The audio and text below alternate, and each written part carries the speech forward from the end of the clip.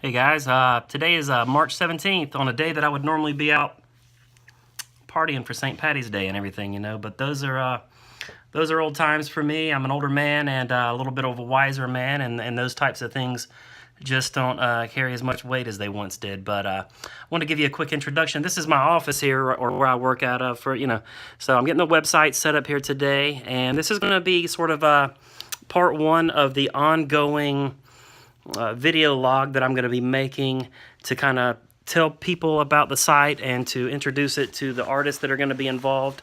And we're going to have a lot of fun with this thing. And I want to make another introduction of sorts. Let me get a little. Ugh. We're going to need another little sip of something better than that.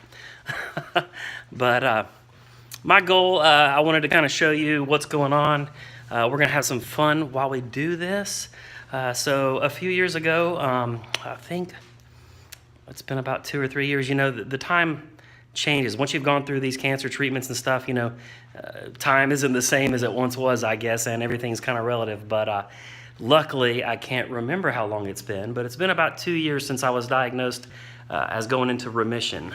And remission is just another word for we're going to keep a lookout for what happens next. But it's also a great word. It's a beautiful word, but it doesn't mean that anyone's battle is over. So if you know someone with cancer or who's fighting some things, and they tell you they're in remission, and you're like, oh, thank you so much. Well, that's wonderful. And it is wonderful, but it doesn't mean that it doesn't weigh on you constantly, or that you don't have doctor visits anymore, or that there won't be a case of the sniffles or something like what I've been having the last week or so, where you've got allergies and you think you might be dying of cancer again. So those are the types of thoughts that maybe go through some people's heads when they're kind of coming out of treatment and stuff. The slightest little thing will freak you out a little bit. So it's just something to kind of keep in mind as a little word to the wise for those that maybe don't know, or don't be ashamed to ask anybody. I know that when I was going through my treatments and stuff, I would rather talk about it than not in some ways. If I wasn't in the mood, I would let you know. But it's easy to talk to someone that's going through treatments. You should talk to people that are going through treatments. They're probably open and willing to share their stories, and they may have some words of advice and like a new perspective on life that might go a long way. So I was going to do something fun real quick. I'm going to wash the Curevette.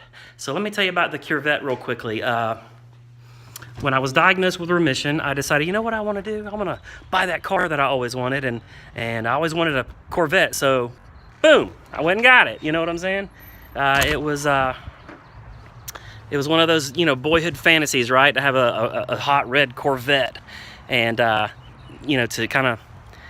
to live out one of those boyhood dreams, I went ahead and just did it, and at the time, about a year or so or two ago, I went out and I got the original name of the actual nonprofit. I put it on the back there, and I'll explain that. Basically, what happened was, I drove this sucker off the lot, and don't get me wrong, I had fun for a few days, but soon thereafter, I kind of felt like a dirtbag or something. I felt like maybe I should be doing better things with the money. Maybe I should try to improve other people's lives with that money, and not be so greedy and all that. But this was it was also a good thing, because no matter where I went, and wherever I'm about to go, we're gonna see, and I won't get in a wreck, I hope. But seatbelts, people. It's kind of like wherever I would go, people talk about the Corvette, and hey man, nice car and all this stuff, and so, whereas I was feeling kind of dirty inside for buying it, I also thought to myself, well, you know what I'm going to do? I'm going to put this logo on the back, and I'm going to get out there, and if you want to, talk about the car or whatever, I'm going to force you to hear about my story. So, for about a year and a half now, I've been kind of like cruising around, and every time someone mentions, hey man, nice car or something, at first it was me like, hey, I'll give you a lift to go give blood, right, sucker? And that wasn't going to turn out right, because this world, once again, it kind of steps in and says, yeah, you want to give somebody a ride to go give blood, you need to have a ambulance license and insurance, you jackass. So I knew that wasn't going to work, but what it did do was it drew a lot of eyes, and I did notice that. So now I've put two and two together, and because people like Corvettes, people like cars, people like things of the world, more so than I do anymore. I mean, I'm just a simple enough guy. If I don't have it tomorrow, it's not going to break my heart. But what would break my heart is not getting my message out. So my goal right now is to visit tattoo parlors, and they're up and down the strip. I mean, this is Loganville, and there's like 3 or 4 I could probably cruise past here in just a few seconds if I don't get in a wreck right there. But the premise is this. So we're going to take the Corvette out. It's going to draw some eyes, some attention. And then as we pull into these parlors and stuff, you know, it's inevitably going to be the case where the artist is like, hey man, nice ride and all this stuff. You know, I'm like, yeah, sure. Let me tell you my story. You know, so we're going to kind of use this sucker for good. Here's a tattoo parlor right here. That might be the first one we hit. Do you see that sucker? And so again, it's one of these things where they're all over the place. The car is going to end up doing some good things, and I'm going to have a little fun with it too. And you'll get to see that not everybody that's riding around in a Corvette is such a jerk-face creep, right? So anyway, that's kind of what I wanted to do. Is I kind of want to introduce myself a little bit, introduce the Curevette, and kind of explain what it is we're going to be doing on this site, on this channel, whichever it ends up being. You know, I am going to upload to YouTube, at least at first, pretty often. There's a few things about YouTube policies that I personally don't agree with, and I think some changes need to be made, but we're not going to get too political here just yet. But if you follow the channel for a while, you might learn a few insights about this, that, and the other from my life, my perspective on things, and how I think things are being done and how things should be done.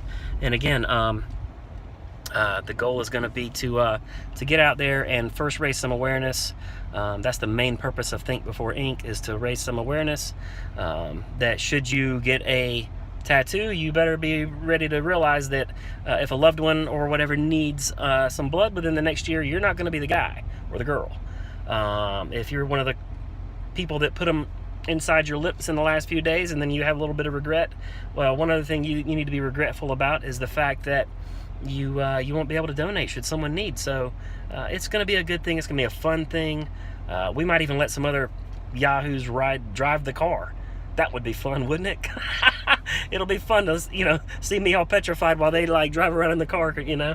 So I think it's going to be fun. Like I said, it draws eyes. It starts conversations, and that's the best thing about the Curevette, is that it starts a conversation.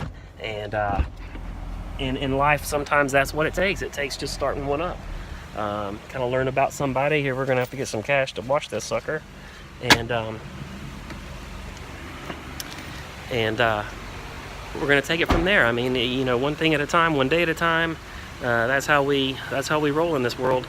So good talking, and hope to see you soon with the Chronicles of the Curevette.